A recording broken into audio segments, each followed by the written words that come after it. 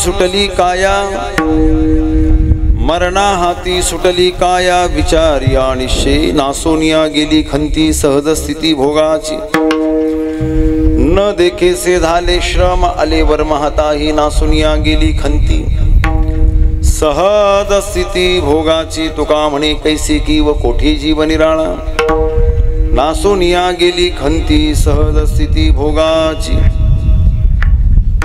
नमामि सद्गुरुं शांतं सच्चिदानंद विग्रहं पूर्ण ब्रह्म परानंदं ईशमानंदी वल्लभं समचरण सरोजं सान्दनिलामुदाभं जगननीतपाणि मंडनं मंडनानां तरुण तुलसीमाला कंदरं कंजनेत्रं सदय धवलहासं विठ्ठलं चिन्तयामि पांडुरंगा करो प्रथम नमन पांडुरंगा करो प्रथम नमन पांडुरंगा करो प्रथम नमन सरी चरण संताची चरण संताचे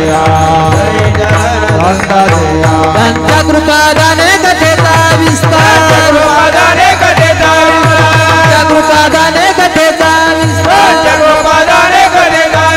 बाबाजी सद्गुरु दास तुका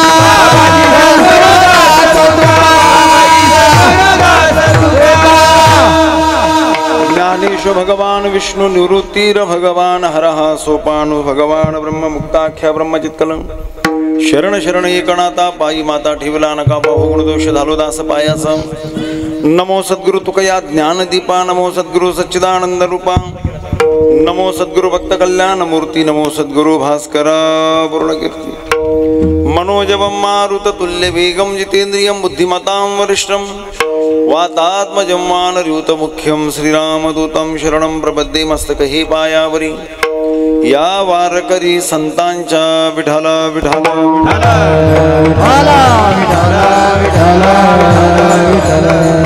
मरणा हाती सुटली काया विचारी आणि शे नासोनिया गेली खंती सहज स्थिती भोगाची प्रस्तुत कीर्तनासाठी निवडलेला भंग वैराग्य शिरोमणी श्रीमंत श्री जगद्गुरु तुकोबरा यांचा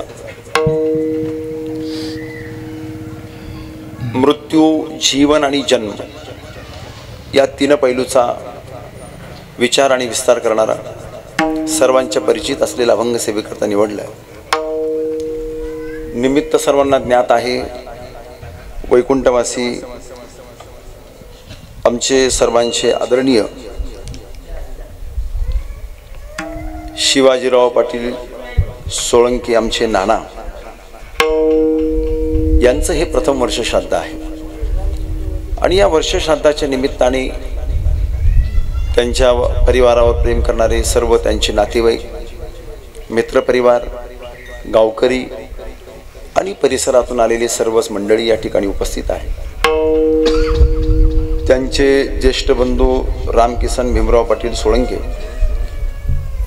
त्याचप्रमाणे आमचे माणिकराव भीमराव पाटील सोळंके अण्णा तुळशीदास भीमराव पाटील सोळंके आमचे आप्पा त्यांच्या भगिनी भागुबाई सुखदेव पाटील कदम त्याचप्रमाणे नानांचे दोन्ही चिरंजीव आमचे दिगंबरराव आणि विष्णुकांत महाराज शास्त्री सर्व सोळंके परिवार आणि या परिवाराच्या संबंधित सर्वच त्यांचे नातेवाईक आणि विशेष म्हणजे सर्वच आदरणीय महाराज मंडळी इथे उपस्थित आहे। नानांच्या वर्ष श्राद्धाच्या निमित्ताने एवढ्या लवकर कीर्तन करावं लागेल असं आम्ही कधी स्वप्नातही पाहिलं नव्हतं, परंतु नियतीचे नियम आहे, जे नियम तुम्हाला आम्हाला कोणालाच रोखता येत नाही आणि त्या नियमानुसार या ठिकाणी उभा राहून कीर्तन करावं लागलं। एक प्रकारे आमच्यासाठी दुर्दैव आहे। नाना एक परमार्थाचं अतिशय मुरब्य अशा प्रकारचं व्यक्तिमत्व होतं की तुम्हाला सर्वांना ठाऊक आहे. आणि परमार्थ हा फक्त त्यांनी सांगितला नाही, परमार्थ सांगणारी व्यक्ती निर्माण केली, पुढची पिढी घडवली, पण स्वतः नाना परमार्थ जगले. पैठणमध्ये ज्या वेळेला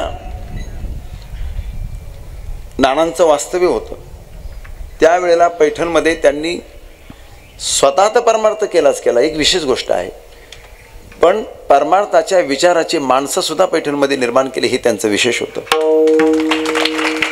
एक नाही, दोन नाही, पाच नाही, अजूनही ज्या वेळेला आम्ही नाथ मंदिरात जातो त्यावेळेला नानाची ओळख सांगणारे आणि नानांच्या परमार्थावर बोलणारी माणसं आम्हाला अजूनही भेटतात, अजूनही त्याची चर्चा होते. मरावे परी कीर्ती रूपी उरावे, गेले दिगंबर ईश्वर विभूती, राहिल्या त्या कीर्ती जगामाचे. एखाद्या पापी माणसाच्याही आपण ज्या वेळेला श्रद्धांजलीला जातो त्यावेळेला हे शब्द उच्चारतो, परंतु अशा पाप्याच्यासाठी ते शब्द नसले पाहिजे, हे पुण्यवानाच्यासाठी शब्द असले पाहिजे.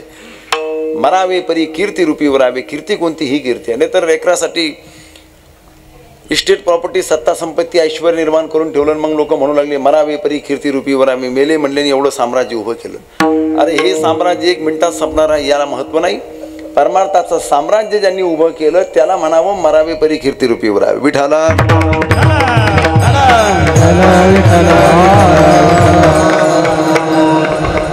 माझ्यासाठी माझ्या वडिलांचं प्रेम त्यांनी मला दिलं. मला चांगलं आठवतं ज्या वेळेला आम्ही कार्यक्रमाला जायचो, वेगवेगळ्या ठिकाणी सप्ताह करायचो, गडबडीमध्ये नानाच्या हातामध्ये मी पोह्याचं टोपलं दिलं. गडबडीमध्ये नानाच्या हातात पोह्याचं टोपलं दिलं, त्यांनी ते टोपलं घेतलं आणि लोकांना वाढलं. एक क्षणभर मी विचार केला की जर माझा बाप इथं उभा असता तर मी माझ्या बापाच्या हातात पोह्याचं टोपलं दिलं नसतं.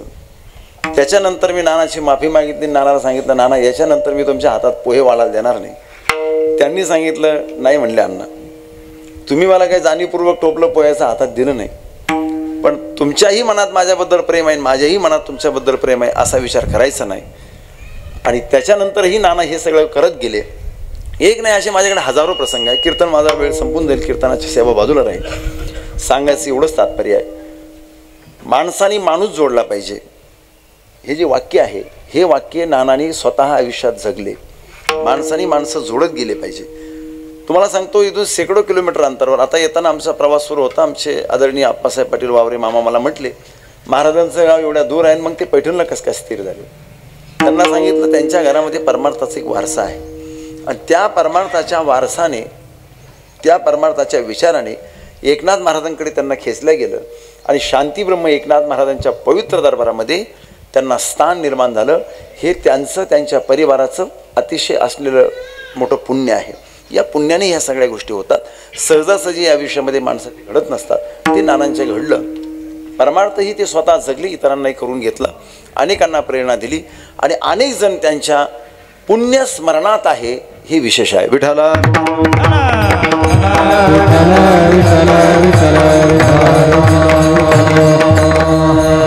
गतात्म्याच्यासाठी सांगितलेले काही कर्म आहे ते सर्वांना ज्ञात आहे. सर्वजण कीर्तनकार माझ्यासमोर बसलेले आहे. हे सुद्धा अर्धे निर्दयातले कीर्तनकार आहे.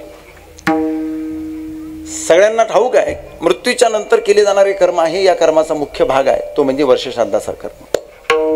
वेगवेगळ्या प्रकारचे कर्म आहे. बऱ्याच लोकांचा असा एक भ्रम आहे की जिवंत आहे तोपर्यंतच कर्म आहे. पण एक तुम्हाला कर्माची व्याख्या सांगून टाकतो. कर्म हे जिवंतपणीच आहे असं डोक्यातून काढून टाका. जन्म होण्याच्या अगोदरही कर्म आहे, जन्म झाल्यावरही कर्म आहे आणि मृत्यूच्या पश्चातही कर्म आहे. त्याच्या पुढची गोष्ट अशी आहे, जन्म होण्याच्या अगोदरचे कर्म मला असं वाटतं ते थोडेसे सॉफ्ट आहे. बाळाचा जन्म होण्याच्या अगोदर काही कर्म आहे ते सॉफ्ट आहे. जन्म झाल्यावर लोकांना असं वाटतं की कर्म फार कठीण आहे, पण त्याच्या पुढचं वाक्य सांगतो तेही कर्म थोडेसे सोपे आहे. पण सगळ्यात जास्त जर कर्म अवघड कोणते असतील तर ते मृत्यूच्या पश्चात आहे. जीवन संपूर्ण जगायचं आहे ते याच्यासाठी जगायचं आहे. मृत्यूच्या पश्चात होणारी सगळ्या क्रिया ह्या अतिशय चांगल्या प्रकाराने पार पाडल्या गेल्या पाहिजे आणि त्या क्रिया चांगल्या होण्यासाठी आयुष्यभर परमार्थ करावं लागणार आहे, हे लक्षात ठेवा. बऱ्याच लोकांना, नास्तिक लोकांना, बऱ्याच म्हणण्यापेक्षा नास्तिक लोकांना याच्यावर विश्वास नाही आहे. मृत्यूच्या पश्चात म्हणले माणूस गेला, चिमूटभर राग झाली, 4 वाक्याचा सिद्धांत ते सांगतात. ऋणम कृत्वा घृतम पिबेत भस्मी यस्य भूतस्य पुनरागमनम कृतम. माणूस गेला, चिमूटभर राग झाली. काय संबंध आहे म्हणले त्याचा? पाप करा मजा आजा करावी. काय संबंध आहे? माणूस गेला गेला गेला, चिमूटभर राग झाली म्हटले. पाप आणि पुण्याचा संबंध येतो कुठं? काही महाभाग पुनर्जन्म ही मानत नाही. पण लक्षात ठेवा, आपली चिमूटभर राख होती इथपर्यंत हा सिद्धांत डोक्यात ठेवू नका. आपल्या आयुष्यात केलेल्या सगळ्या कर्माचा हिशोब पूर्ण करावा लागतो. मृत्यूच्या पश्चात हे पण ध्यानात ठेवा. विठाला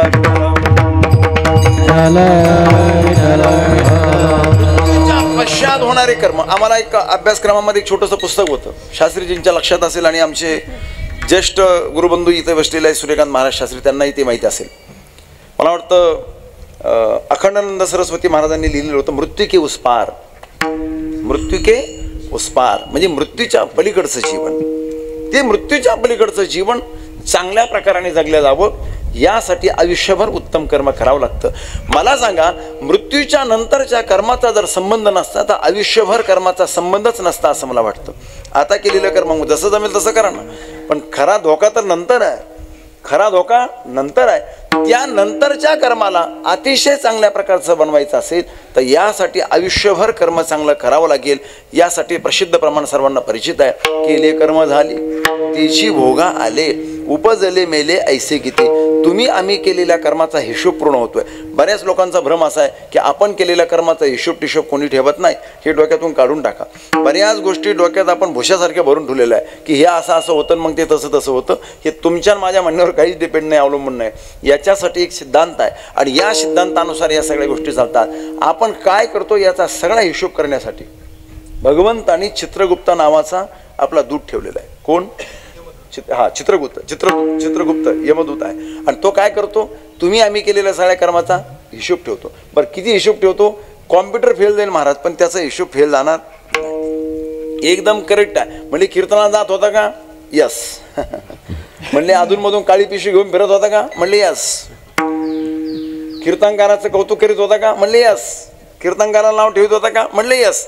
हे सगळे हिशोब त्याच्याकडे आहे. मग या हिशोबानुसार त्याचा पुढचं काय करायचं ते सगळं ठरलं जातं. कोणी म्हणत असेल आपण त्याला चुकांना देऊ, त्याच्यापासून जरा लपून कर्म करू, हे डोक्यातून काढून टाका. त्या कर्माला तुम्ही कोणीही त्याला लपू शकत नाही. काही लोक नाही का मंदिरा पुढे गेले बिडी अशी झाकून ठेवते. तुम्ही किती बिड्या झाकल्या म्हणजे तुम्हाला काय वाटतं यादीत नोंद होणार नाही? अहो, तिथं सगळं पारदर्शी आहे तिथं. आणि विशेष गोष्ट तुम्हाला सांगतो, तिथं प्रलोभन बी चालत नाही. एखादा हुशार माणूस जर म्हणत असला की मी हे करीन आणि तिथं 2-5 पैसे नाही, एक पट्ट्या मला म्हणला महाराज, या चित्रगुप्ताला काय दिल्यानंतर तो आपलं सगळं बरोबर करीन? त्याला काय दिल्यानंतर तो आपल्या बाजूने काहीतरी टिक मार्क करीन? त्याला म्हणलं त्याला काहीच चालत नाही. तो म्हणला मग ऑनलाईन. म्हणलं ऑनलाईन बी नाही. म्हणलं ऑफलाईन बी नाही. म्हटलं मग अजून? तो म्हणलं अजून काय? म्हणलं काहीच करता येणार नाही, फक्त त्याला एकच करावं लागणार आहे, उत्तम कर्म कर. चित्रगुप्ताची भीती डोक्यातून काढून टाक. विठाला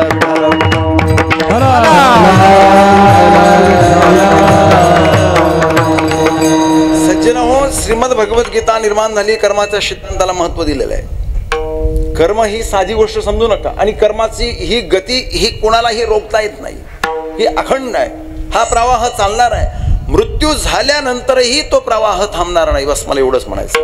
मग मृत्यूच्या पश्चात केल्या जाणाऱ्या आणि या कर्माचा एक महत्वाचा भाग म्हणजे वर्षश्राद्ध आहे. आता हे वर्षश्राद्ध आहे, याच्या अगोदर काही कर्म आहे, नंतर काही कर्म आहे. किती दिवस कर्म करायचे? आता आम्ही ज्या वेळेला असं बाहेर फिरतो त्यावेळेला लोक विचारतात, म्हणले पिंडदान किती दिवस करायचं? म्हणलं किती दिवस म्हणजे तू जिवंत आहे तोपर्यंत तुझ्या आईबाबाचं पिंडदान करायचं.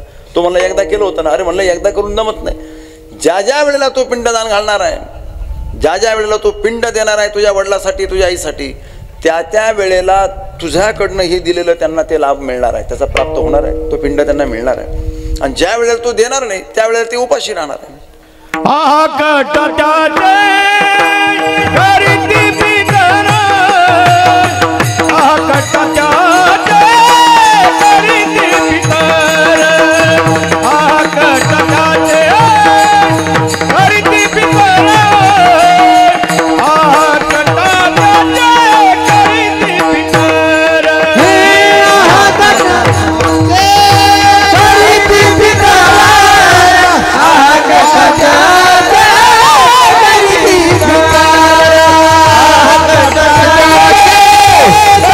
पितर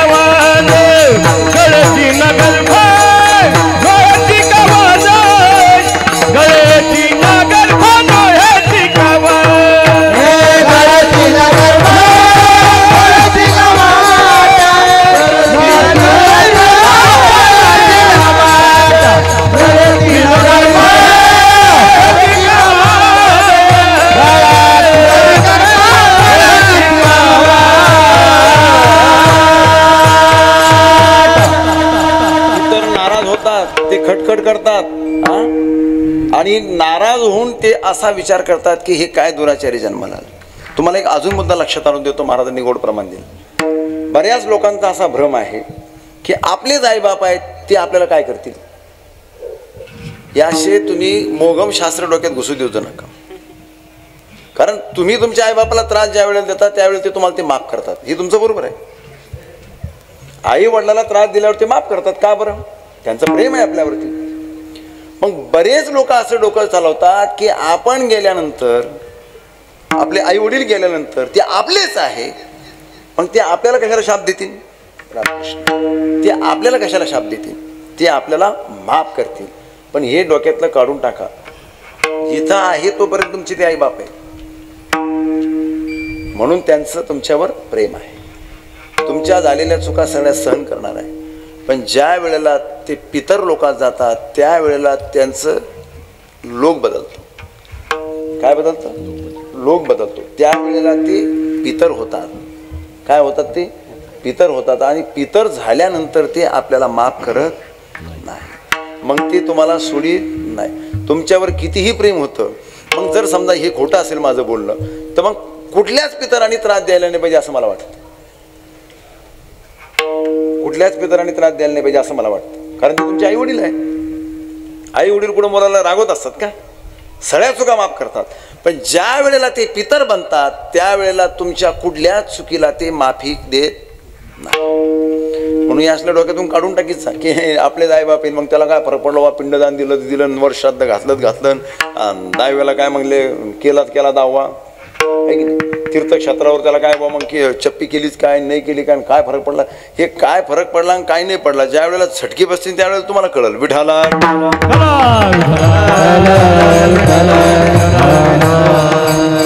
पडणार नाही. हे डोक्यातून काढून टाका. फरक 100% पडणार आहे. पडलाय, पडत राहणार आहे.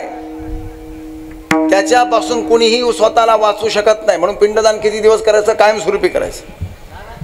आपण जिवंत आहोत. साधं लॉजिक सांगतो तुम्हाला, लक्षात घ्या. ज्यांनी आपल्याला जन्म दिलाय, हा देह जोपर्यंत अस्तित्वात आहे तोपर्यंत त्यांच्यासाठी आपण कर्म करतच राहायचं. हे साधं आणि सोपं लॉजिक आहे. ज्याला धर्मशास्त्र पटत नाही अशा लोकांनी ऐका. काही लोक म्हणतात हे 10वी 13वी वर्ष श्राद्ध हे कोणीतरी काढलं म्हणले. अरे ठीक आहे बाबा, कोणीतरी काढलं 1 मिनिटासाठी 2 मिनिटासाठी बाजूला ठेव हा विषय. पण ज्यांनी तुला जन्म दिलाय त्यांचा स्मरण तुला कायमस्वरूपी झालं पाहिजे की नाही हे मला सांग. झालं पाहिजे की नाही? हात व्यवहार सांभाळ. अरे ज्या आई बापाने हाडाचं काढं रक्ताचं पाणी करून रात्रीचा दिवस करून राबून तुला साम्राज्य उभं करून ठेवलं, मग त्यांचं स्मरण झालं पाहिजे की नाही. म्हणले गेले मेले आता कशाला स्मरण. अरे पुढच्या पिढीसाठी तू आरामखोरा किती काही करायला तयार आहे. पुढच्या पिढीसाठी हा काय करीत नाही लोक. पुढच्या पिढीसाठी वाढदिवस साजरा करतात, लाखो रुपये खर्च करतात. आता ते लग्नाचं बी एक ट्रेंड बदलला. पूर्वी 1 दिवसात लग्न होतं, आता ते काय सुरू झालं लग्नामध्ये. हळद लागली ना हळद लागली, ती गाणं लागतं. हळद लागली ना हळद लागली. काही जगाच्या विरोध तुलाच लागली, हळद लागली ना हळद लागली. ते कुंकुटिळ्याचा कार्यक्रम काय करीत नाही पुढच्या पिढीसाठी. आपण तुम्हाला एक अजून वाक्य सांगतो, लक्ष देऊन वाक्य ऐका. पुढची पिढी आपल्यासाठी काय करणार आहे. किती अंध विचारसरणी आहे लोकांची बघा. पुढची पिढी आपल्यासाठी काय करणार आहे हे माहीत नाही. पुढची पिढी आपल्यासाठी काय करणार आहे हे अजिबात आपल्याला माहीत नाही. तरी सुद्धा त्यांच्यासाठी आपण काहीही करायला तयार होतो, हे विशेष आहे. आता दुसरं वाक्य ऐका. आपल्या मागच्या पिढीने आपल्यासाठी सगळं काही केलेलं आहे, हे सगळं आपल्याला माहीत आहे, तरी सुद्धा आपण त्यांच्याकडे दुर्लक्ष करतो. हे किती विशेष आहे. विशेष आहे की नाही. मला असं वाटतं या सगळ्या लोकांचे बुद्धीचे फोटो काढले पाहिजे, सगळ्या बस स्टँडवर चिटकेले पाहिजे. ह्या लोकांचे जे पुढच्या पिढीसाठी काहीही करायला तयार आहे आणि मागच्या पिढीसाठी त्याला काय करायचं बुवा, माणूस मिळाला आणि मग किती पंक्ती उठिल्या तर काय फरक पडला. हे सगळे टेम्पोत भरले पाहिजे, पाकिस्तानच्या बॉर्डरवर सोडले पाहिजे. आपल्या देशात राहण्याच्या योग्यतेचे हे लोक नाही आहे. का नाही केलं पाहिजे हा माझा प्रश्न आहे. ठीक आहे, तुम्हाला धर्म आवडत नाही 2 मिनिटासाठी बाजूला ठेवा. माझ्या साध्या प्रश्नाचं उत्तर द्या. ज्यांनी तुमच्यासाठी सगळं काही केलं आहे मग त्यांच्यासाठी करायला काय रोग आलाय आपल्याला. आपण केलंच पाहिजे, आपलं काम आहे. आपलं कर्तव्य आहे. पुढच्या पिढीने तुम्हाला काय करणार आहे, पुढची पिढी हे तुम्हाला माहित पण नाही. तुमची पुढची पिढी तुम्हाला काय करणार आहे माहित नाही, पण त्याच्यासाठी सगळं काय करायचं आहे. आणि मागच्यानी आपल्यासाठी एवढं सगळं केलं, त्यांच्यासाठी काहीच करायचं नाही. हे कोणतं लोक आहे, हे केलंच पाहिजे. म्हणून नास्तिक लोकांसाठी सुद्धा हे कामाचं आहे. आणि आपले जे श्रद्धा असणारे भाविक तर करतातच करतात, त्याबद्दल काही नवल नाही. पण हे सगळं याच्यासाठी सांगावं लागतं की काही काही पिढी अशी आली आहे की त्यांना हे मान्यच नाही. आपण सांगितलं की म्हणले 10 व्यसन 13 व्यसनावर श्राद्धाचं काय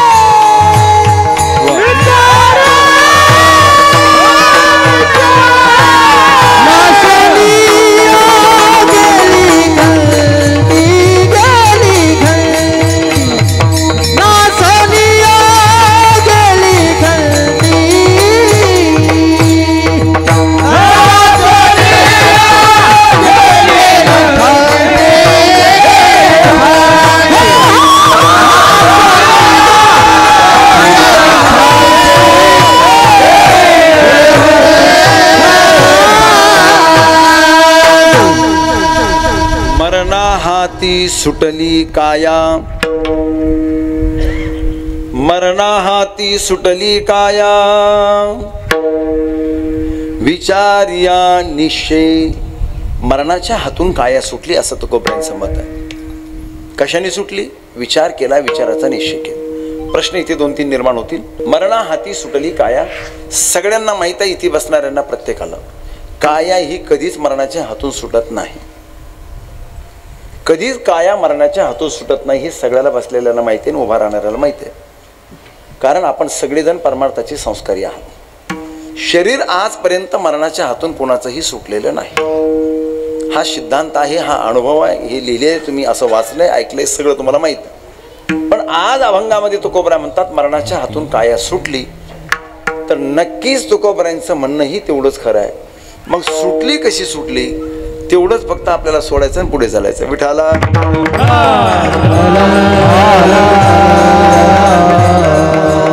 प्रमाण सगळ्यांच्या परिचित आहे. येथे नाही उरो आले अवतार, एरते पामर जीव किती आया, हे सो जायेगा राजा रंकाणी फकीर. जन्माला येणारा प्रत्येक जण मरणार आहे, हा अबाधित सिद्धांत आहे. पुनरपि जननम पुनरपि मरणम पुनरपि जननी जठरे शेनम, यह संसारे खलु दुस्तारे कृपया पारे पाहि. उपजल पिंड मरण सांगाते, उपजल पिंड मरण सांगा, उपजल पिंड मरण सांगावे, उपजल पिंड मरण सांगावे. उपजते जवेतीते मरते उपजते जवेतीते, लक्ष 84 घरा सोडवा, लक्ष 84 घरा सोडवा.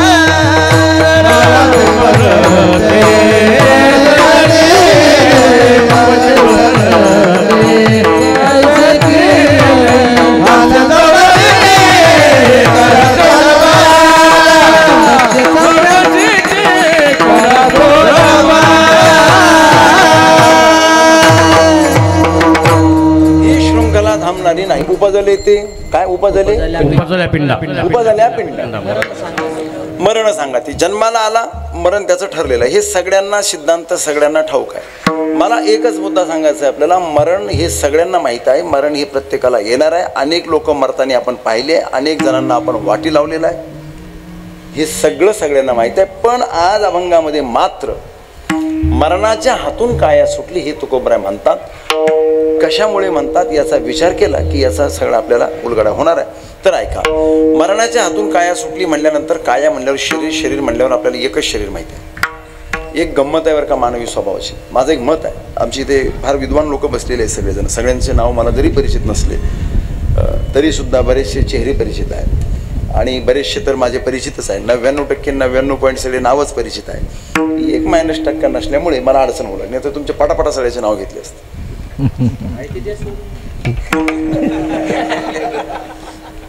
मला सांगा, माणसं गल्लीत बसून दिल्लीची गणितं मांडतात. 3 महिने झाले लोक व्यस्त होते महाराष्ट्रात. सगळं नेटवर्क जाम लोकांचं. कसं होईल काय, कसं होईल काय, काय होणार आहे, काय झालं मागं म्हणून आता काही होणार आहे आणि पुढं काय होणार आहे, मागच काही झालं नाही. अहो तुम्ही साधं लॉजिक डोक्यात घ्या. जिथं भूतकाळ आपल्याला माहिती आहे काही झालं नाही, तिथं भविष्य काळाचा अंदाज आपण लावला पाहिजे. पण लई व्यस्त लोक गल्लीत एकच चर्चा. आता कसं होईल आणि काय कसं होईल, काही होणार नाही.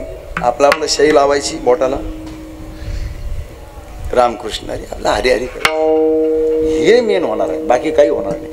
मला एवढं सांगायचं आहे, गल्लीत बसून माणसं दिल्लीची गणितं मांडतात पण आपल्या शरीराचं नेमकं काय धोरण आहे हे कधीच कोणी विचारात घेत नाही. हे सगळ्यात मोठं दुर्दैव आहे. बऱ्याच लोकांना माहित नाही शरीरच किती आहे, काही माहित नाही.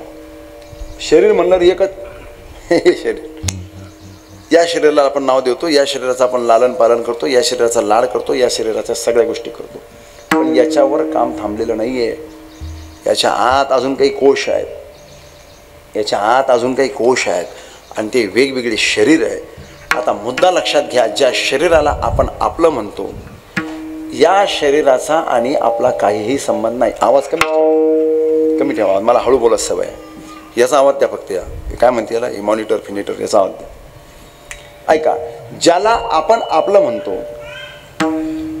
ज्याला आपण, आवाज कमी याच्यामुळे ठेवा दादा, तुमचं सिस्टम भारी आहे पण मी भारी माणूस नाही, त्याच्यामुळे आपलं एवढं द्या फक्त ह्या लोकांना येण्यासाठी. मॉनिटर द्या फक्त. ज्याला आपण आपलं म्हणतो, जर खरोखर विचार केला तर हे आपलं आहे का नाही. मी त्यासाठी तुम्हाला उदाहरण देतो पटापट. हे माईक माझा आहे. ज्या गोष्टी आपल्या नसतात त्याला आपण माझा शब्द प्रयोग करतो.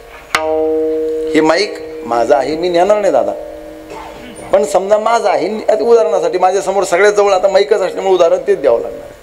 हे माईक माझा आहे अर्थात मी माईकापासून भिन्न आहे.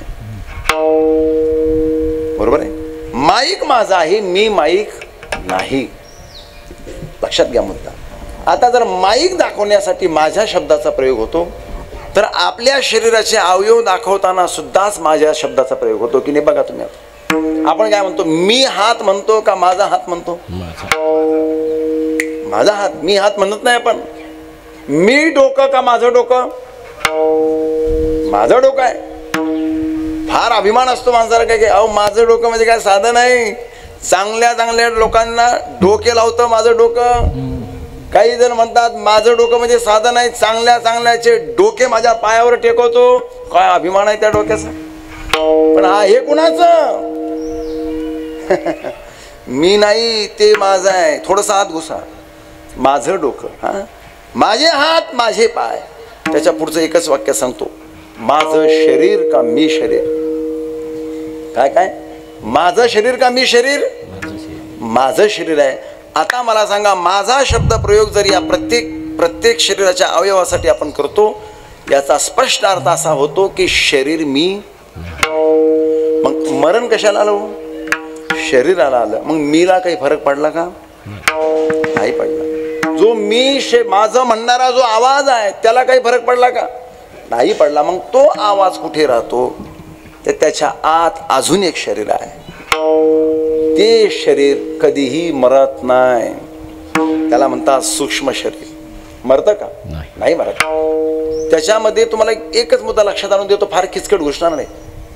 मला सांगा, मन मरतं का? कधी कोणाचं? बुद्धी मरते का? चित्त मरतं का? अहंकार कोणाचा मरतो का? नाही मरत. माणूस मृत्यू ज्या वेळेला होतो मानवाचा, मृत्यू झाल्यानंतर ज्या वेळेला पुन्हा जन्माला येतो त्यावेळेला हे शरीर अपडेट होतं. मोबाईलच्या भाषेत बोलू का? व्हॉट्सअप जर तुम्ही काय म्हणतात त्याला, अनइन्स्टॉल काय इन्स्टॉल म्हणतात, काढून टाकायला, अनइन्स्टॉल केलं शास्त्रीजी, व्हॉट्सअप अनइन्स्टॉल केलं आणि ज्या वेळेला तुम्हाला व्हॉट्सअप घेण्याचा विचार आला त्यावेळेला तुम्ही त्याला पुन्हा इन्स्टॉल केलं तर ते पहिला प्रश्न आपल्याला हे विचारतं की मागचं बॅकअप घ्यायचं का नाही घ्यायचं. काय विचारतं? मागचा बॅकअप घ्यायचं का नाही घ्यायचं. जर आपण त्याला यस म्हटलो तर मागचा सगळा राडा घेऊन पुढे येतं. ती येतं ना, येतं ना. बस तसं तुमच्या माझ्या शरीराचं आहे. ज्या वेळेला आपण जन्म घेतो त्यावेळेला सगळा मागचा गोंधळ घेऊन पुढे. ज्या लोकांना पुनर्जन्म मान्य नाही त्यांनी हे नीट ऐका. पुनर्जन्म जर आपल्याला मान्य नाही तर माझा प्रश्न आहे त्या प्रश्नाचे उत्तर द्या. पुनर्जन्म जर आपल्याला मान्य नाही तर या प्रश्नाचे उत्तर द्या. बाळ जन्माला आल्यानंतर त्या बाळाला संवेदना आहे, भावना आहे, ममत्व आहे, सगळ्या गोष्टी त्याच्याकडे आहे. बाळ रडतं की नाही रडत? रडतं. 2 वर्षाच्या लेकराला काही कळत नाही, आपण असं म्हणतो त्याच्या हातात कागद द्या आणि दुसऱ्या हातात नोट द्या. ते मम्मीकडे नोट सरकिणार आहे, कागद नाही. त्याला माहिती आहे याला नोट असं म्हणतात. अजून थोडं पुढे सांगू का? बाळ जन्माला आल्या आल्या त्याला बुद्धी आहे की आपण आता दूध प्राशन केलं पाहिजे. ही बुद्धी त्याला आली कुठून? तर ही अपडेट झाली. ही अपडेट झाली. बाळ जन्माला आलं जसं आलं तसा सूक्ष्म शरीरासह आलं. हे शरीर सोडलं पण सूक्ष्म शरीर नाही सुटलं त्याचं, ते सोबतच आहे. म्हणून अहंकार ऐका, अजून एक मुद्दा तुमच्या लक्षात आणून देतो. जुळे लेकर आहे, जुळे लेकर, शरीर दोघांचे सारखे आहे. जुळे लेकर आहे, शरीर दोघांचे सारखे आहे. माझा प्रश्न आहे, सूक्ष्म शरीर सारखं आहे का? सांगा, उत्तर द्या. त्यांचं मन सारखं आहे का? त्यांची बुद्धी सारखी आहे का? त्यांचं चित्त सारखं आहे का? त्यांचा अहंकार सारखा आहे का? नाही नाही नाही, काही सारखं नाही आहे. हे सगळं बदललेलं आहे, सगळं बदललेलं आहे. सूक्ष्म शरीर त्याचं भिन्न आहे, याचं भिन्न आहे. स्थूल शरीर फक्त सारखं दिसतं. लक्षात घ्या, फक्त 2 शरीराचा मुद्दा सांगतो. सूक्ष्म शरीर मरतं का सांगा मला? नाही मरत. आता पुढे ऐका, तुम्ही सगळेजण कायम लोकांना वाटी लावणारे आहात. मला सांगा, माणूस मेल्यानंतर तुम्ही जीव मेला म्हणता का गेला म्हणता? सांगा, आपल्या प्रॅक्टिकली भाषेत बोला. बरं, तुम्ही मी म्हणल्यानंतर काही शहाणे शिकले सवरलेले लोक आपल्याला येड्यात काढायला बसले. हे शिकलेल्या लोकांना एक मोठा फॉल्ट आहे डोक्यात. त्यांची शिकलेल्या लोकांच्या डोक्यात एकच फॉल्ट आहे की जे शिकले नाही ते सगळे येडे आहे. आता ह्या येड्यांना असं कोणी समजून सांगितलं पाहिजे की आम्ही तुमच्यापेक्षा शहाणे आहेत म्हणून? कोणी समजून सांगितलं? शिक्षण जास्त झालं बाबा, तुला धन्यवाद आहे, चांगली गोष्ट आहे, तू शिकला, तुझ्या आई वडिलांनी तुला शिकवलं. अरे पण आम्हाला येड्यात काढायसाठी नाही शिकवलं ना तुला. साधी गोष्ट आहे. समजा तुमच्या घरात तुमचं लेकरू शिकलं, मग त्याने बापालाच येड्यात काढायचं का? नाही काढायचं. समाज सुद्धा आपला काहीतरी लागतो ना. दुसऱ्याला येड्यात काढणारे माणसं आपल्याला अजिबात पटत नाही. मग दुसऱ्याला येड्यात नाही काढायचं. शिकलेल्या माणसाने हे डोक्यात ठेवायचं की आपलं शिकलो, चांगली गोष्ट आहे, धन्यवाद आहे. तुम्ही अमेरिकेला जा, फ्रान्सला जा, जर्मनीला जा, इटलीला जा, पाकिस्तानला जा, अफगाणिस्तानला जा, सगळीकडे भारतात झेंडे फडकून आल्यावर आम्ही स्वागत करायला तयार आहे तुमचं. पण आम्हाला येड्यात काढू नका, एवढं फक्त ध्यानात ठेवा. म्हणजे ही सगळ्यात मोठी समस्या. आपलं काय चाललं होतं पण हे विसरलो. पण मला विसरायची सवय आहे. रामकृष्णारी. हा, सूक्ष्म शरीर. हा, जीव गेला. राईट. हा, हे सगळे सांगणारच आहे. हे सगळे सांगणारे असल्यामुळे ते बरोबर सांगणार आहे. म्हणून तर मी विसरलो. विठाला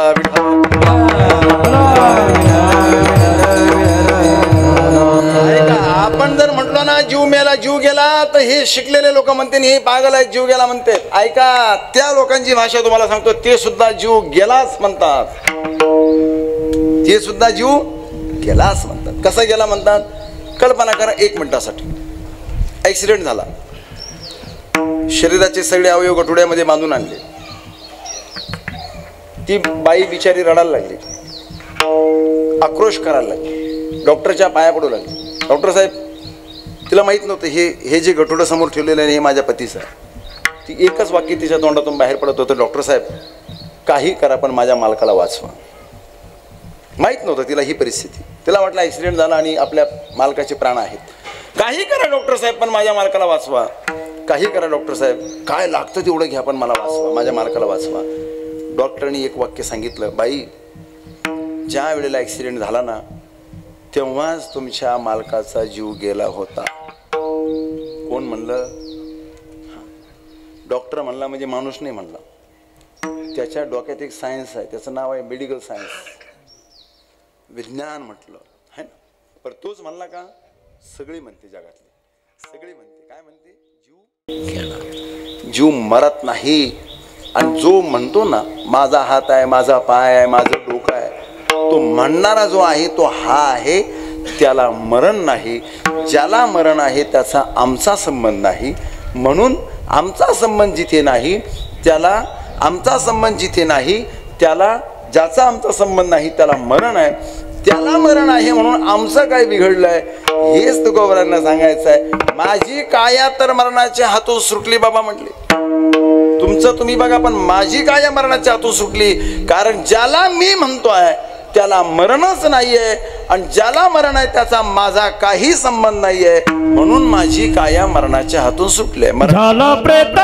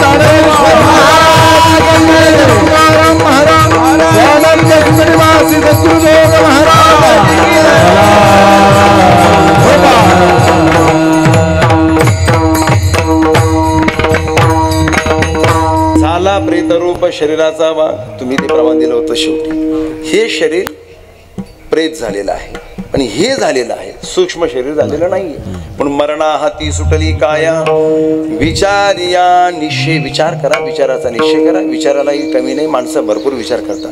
किती विचार करतात एका वाक्यात सांगू?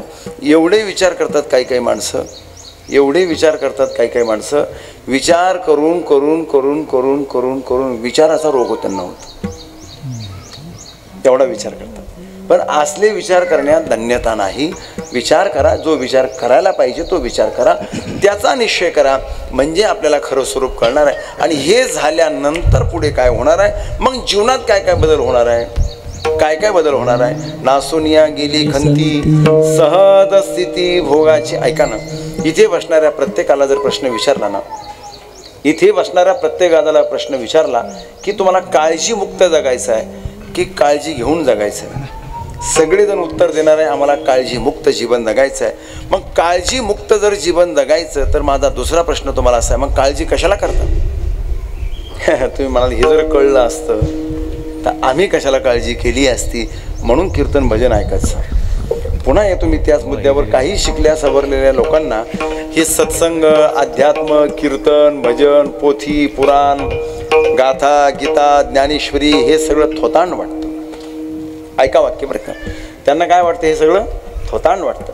त्यांना असं वाटतं ही रिकाम टेकड्या लोकांनी रिकाम टेकड्या लोकांसाठी चालू केलेला उद्योग आहे. अशा उद्योगी लोकांनी नीट ऐका, हे तुम्हाला जरी आता रिकाम टेकड्यासाठी वाटत असलं तरी ज्या वेळेला त्या लेकराला थोडंसं गावरा, ज्या वेळेला तुमच्या हातातलं सगळं निघून जाणार आहे, ज्या वेळेला तुमच्या बंदुकी सगळ्या मोकळ्या होणार आहे, सगळ्या गोळ्या हवेत जाणार आहे, त्या वेळेला तुम्हाला कळणार आहे की नेमकं हे खरं आहे का ते खरं आहे. आता सध्याला सगळं आहे, मागचं पुढचं सगळं बरोबर आहे. जो वरी चलनगा, प्रमाण आहे का, जो वरी चलनगा, चलनगा चलनगा, तो वरी म्हणती माझा.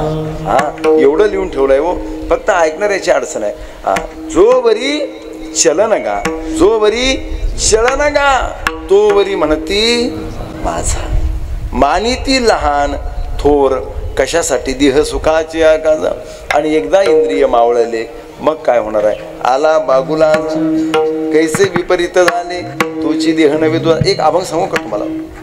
कायमस्वरूपी माझं मत आहे, हा अभंग डोक्यात ठेवला पाहिजे बघा. ठेवता आला तर ठेवा, नाही तर त्या सोडून सांगायचं माझं काम आहे. उठा जागे व्हारे आता, स्मरण करा पंढरीनाथा, भावे चरणी ठेवा माथा, चुकवी व्यथा. एक एक वाक्य अधोरेखित करा, अंडरलाईन करा, चला हृदयावर करून ठेवा. धन दारा पुत्र जण, बंधू सोयरे पिशून, सर्व मिथ्या हे सोडून जाणून, सर्व मिथ्या हे सोडून नाही, सर्व मिथ्या हे जाणून. जाणण्याला पण किंमत आहे बरं का. सोडून जंगलात जाऊ नका, संन्यासी होण्याचा विचार करू नका, लेकरा बाळाचा त्याग करून कुठंतरी वनामध्ये भरकटत फिरू नका, गरज नाही त्याची. फक्त सर्व मिथ्या हे जाणून शरण रिगा देवासी, माया विघ्ने भ्रमला करे, म्हणता मी माझेनी घरे, हे तो संपत्तीचे वारे, साचो कारे जाईल, आयुष्य जात आहे पहा दुसऱ्याचं, आयुष्य जात आहे पहा दुसऱ्याचं. लोक म्हणते अहो चांगला माणूस होता, कालच बोलला, आमच्या स्वगाचा संवाद झाला. एक जण म्हणला 31ला आम्ही सोबत होतो, एक म्हणला कालच फोन झाला. कोण काय म्हणतं, कोण काय म्हणतं, पण ऐका वाक्य. कोणाचं आयुष्य चाललं हे पाहत बसू नका, आपलं चाललं याच्याकडे लक्ष द्या. आयुष्य जात आहे, पुढे या महाराज, आयुष्य जात आहे पहा, काळ जपत असे, काळ जपत असे, स्वहिताचा घोर वहा, ध्यानी रहा श्रीहरीच्या, संत चरणी भाव धरा, क्षणोक्षणा नामस्मरा, मुक्ती सायुज्यतावरा, हेची करा बापांनो विष्णुदास विनिविनामा. भूलू नका भवकामा, धरा अंतरी निज प्रेमा, न चुकवा नेम हरी भक्ती. एवढा एक अभंग पुरा झाला. विठाला विठ्ठला.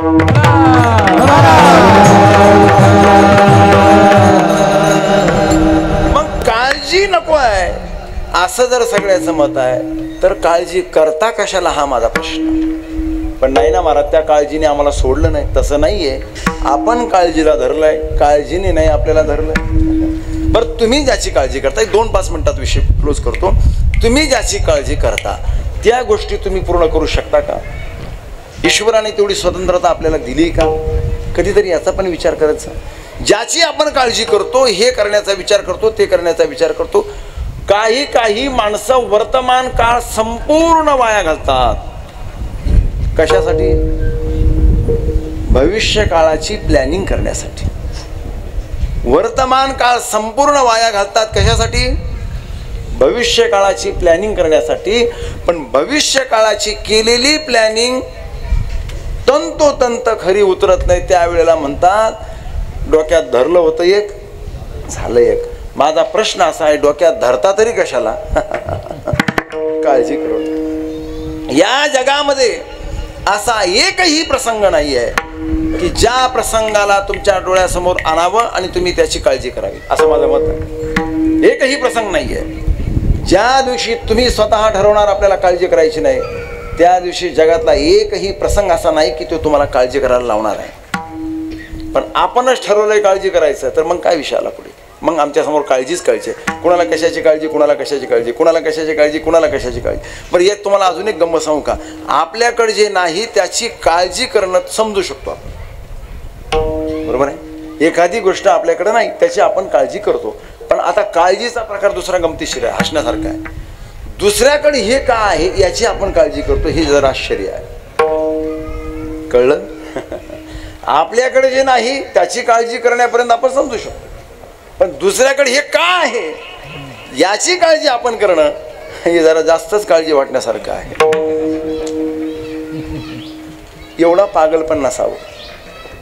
दुसऱ्याकडे हे काय, हे एवढं गायन छान का करतात, करतात त्यांना येतं म्हणून करतात. तू कशाला टेन्शन घेतो? हे पखवात का छान वाजवतात, हे का छान वाजवतात, हे का कीर्तन करतात, हे का, अरे हे करणार आहे त्यांना येतं म्हणून करणार आहे, तू कोण विनाकारण एनर्जी वाया घालतो? आपली काळजी लोकांनी करावी, म्हणजे आपला वेळ सोडून आपण दुसऱ्याची काळजी करावी. आश्चर्य आहे. सज्जनो ऐका, हात जोडून प्रार्थना करतो आपल्याला सगळ्यांना, 2 कीर्तनं कमी ऐकायचं, पण त्यातलं एखादं वाक्य कायम सोबत ठेवायचं, म्हणजे एखादं कीर्तन कमी ऐकलं तरी काम भागल तुमचं. एवढाच एक शब्द सोबत घेऊन जा. काळजी करत बसायचं नाही, हे नाही ते नाही, आपट धोपट काहीच नाही करायचं. मावशा हो, तुम्ही पण डोक्यात ठेवा, तुम्ही तर विनाकारण डोक्यात काळजी घेऊन बसला. पोराचं कसं होईल? अहो हे संपणारी गोष्ट नाही आहे.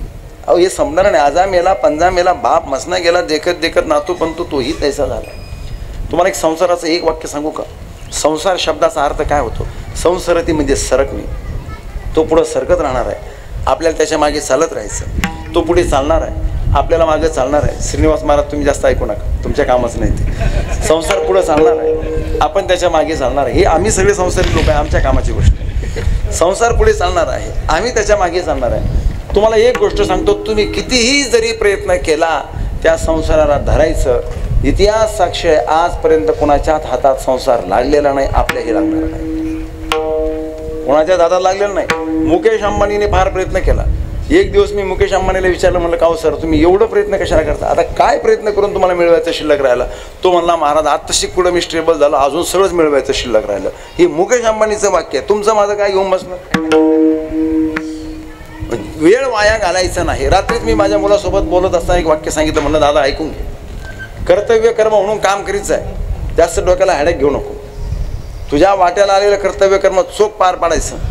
पैसे, अडके, इस्टेट, प्रॉपर्टी, सत्ता, संपत्ती, ऐश्वर याच्या लाईनला जर तू उभा राहिला, तुझं आयुष्य संपन्न, पण हे तुझ्या पदरात पडणार नाही. तुला जेवढं वाटतं तेवढं. वाक्य साधा आहे पण लाख मोलाचं आहे, किमतीचं आहे. ज्याला पटलं ते घ्या, नाही तर सोडून द्या. विठाला विठाला. श्रीमंत होण्याच्या लाईनीला जर तुम्ही उभा राहिलात, आयुष्य संपल, तुमची काळजी संपणार नाही. श्रीमंत तुम्ही होल की नाही हे मला माहित नाही, कारण श्रीमंत हा शब्दच मुळामध्ये कसा आहे? तुलनात्मक आहे. कोणापेक्षा श्रीमंत हा मुद्दा आहे. तुम्ही श्रीमंत होणार पण एकटे श्रीमंत नाही होणार. कोणापेक्षा तरी तुम्ही गरीब राहणार नाही, तर कोणापेक्षा तरी श्रीमंत राहणार. याच्यात तुमचं आयुष्य संपणार, एवढं मात्र सत्य आहे. म्हणून त्यात वेळ वाया घालायचा नाही. काळजी करू नका. मला जर कोणी प्रश्न विचारला तुम्ही काही काळजी करता का, तुम्हाला नारदाच्या गादीवर सांगतो मी कशाचीच काळजी करत नाही. तुम्हाला हे वाक्य खोटं वाटेल पण मी सत्य वाक्य सांगतो, मी कशाचीच काळजी करत नाही. माझ्या आयुष्यामध्ये असा एकही प्रसंग नाही की ज्या प्रसंगाची मी काळजी करेल.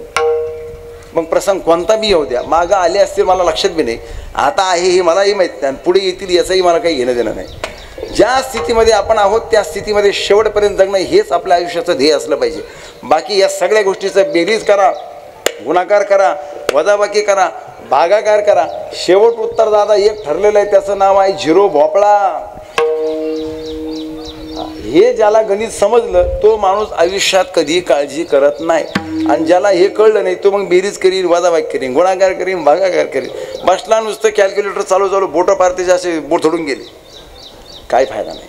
काळजी करू नका, काळजीमुक्त जीवन जगा, हा देह अनमोल आहे. आमचे शिवानंद शास्त्री महाराज असते तर त्यांनी अतिशय सुंदर इथं गीत म्हटलं असतं, अनमोल देह आहे की तरी. आता मला येत नाही एवढं देवा धर्माचं, पण ती म्हणले असते एकदम भारी म्हणले असते. आपण जुन्या थडीचे माणसं म्हणल्यासारखंच झालं. हा म्हणल्यासारखंच झालं. ते सुंदर भागवत करतात, भागवतामध्ये ते पद आहेत. आणि ते काय, अहो लोक काय काय म्हणत नाही महाराज, तुम्ही तरी देवा धर्माचं म्हणता. लोक काय काय म्हणत नाही. मी आमच्या घरामध्ये सकाळ टी व्ही चालू असते, ती झी टॉकीजवर लागतं महाराज. काय काय म्हणत नाही तुम्हाला सांगा. तुम्ही जर सगळ्यांनी ऐकलं ना, तुमचं म्हणायचं तुम्ही सोडताना एवढं म्हणते. तुम्ही सगळेजण ऐकत जाऊ नका. आम्ही ऐकलं तरी जवळपास तुम्ही म्हणणारी माणसं आहे, तुम्ही ऐकत जाऊ नका. तुम्ही ते जर ऐकलं ना, तुम्ही तुमचं म्हणायचं सोडता एवढं ते म्हणते. आमचे शास्त्री महाराज देवा धर्माचं म्हणते. देवा धर्माचंच ते सगळं हिंदी वाक्य भजन आहे ते सगळे. पण देह अनमोल रे काही आहे ना, मिट्टी का रे खोल रे काय तर आहे, आपल्याला येत नाही ते, पण सांगतो तुम्हाला. विठाला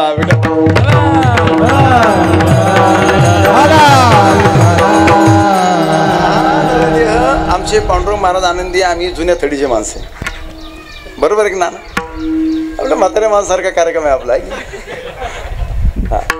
ऐका, हा नरदेह अनमोल आहे आणि हा नरदेह विनाकारण काळजीत वाया घालायचा ना, एवढं मात्र अधोरेखित करा, अंडरलाईन करा. हा देह पुन्हा मिळणार नाहीये. सगळ्या गोष्टी मिळतील. अनेक वाक्य अजून सांगून टाकतो आपल्याला, काळजी विषय आहे म्हणून बोलतो.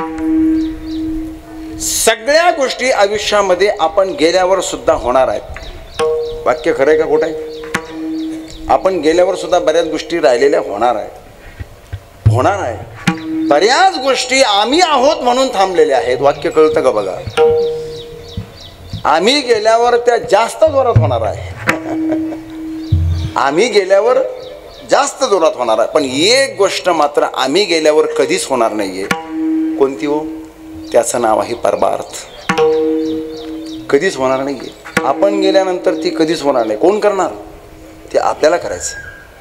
आपल्या मागच्या पिढीला सगळं करता येणार आहे, पण आपला परमार्थ त्यांना नाही करता येणार. मग ते एवढंच करू शकते, त्यांच्या प्रित्यर्थ हरिभजन, त्यांच्या प्रित्यर्थ हे. हा ठीक आहे, त्यातूनही ते त्यांना मिळणार, तो भाग वेगळा आहे. पण परमार्थ करायचा जर राहून गेला ना, तर पुन्हा ही संधी कधीच मिळणार नाहीये.